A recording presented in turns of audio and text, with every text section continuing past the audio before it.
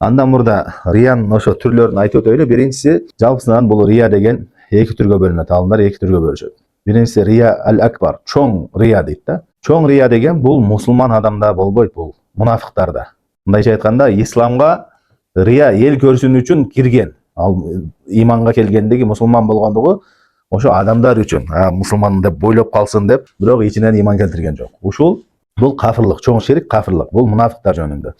Аллах Таала Кур'анда айтат: "Иннал мунафиқина юхади'уналлаха ва хува хади'ухум, ва иза каму иля салати каму кусала юраунан нас." Албетте мунафыктар эмне Аллах Тааланы кыянат кылабыз деп, Аллах Тааланы алдайбыз деп ойлойт дейт. Аллах Таала алардын өздөрүнө кыянатты кылып коет. Эгерде алар намаз окуган болсо, намазга турушкан болсо, жалкоолук менен гана турушат, эмне адамдар көрүүлөрү үчүн дейт.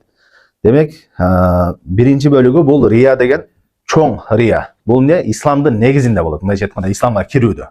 Алар эмне? Кафир, мунафыктар. Экинчи бөлүгү болсо, бул кичинекей ширк болгон рия. Бул мусулман адамдан боло турган риялар.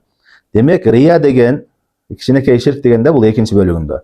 Эч качан чоң ширк болбойт, бул капырлык болбойт. Риянын бардык түрү кичинекей гана ширк болот. Түшүндүңбү? Мусулман адамдан болгон рия кичинекей гана ширк болот. Себеби кээ бир азыркы учурда кээ бир алымдар айтат да, рия деген эки түрдүү болот деп, ошо экинчи бөлүгүн айтат. Ясир рия, кичинекей риялар, кичине бир аз рия кошулуп кетсе дейт. Анан көп кошулуп кетсе, анда ал чоң ширк болуп калат деп айтышат. Андай болбойт. Туура ой боюнча эмне?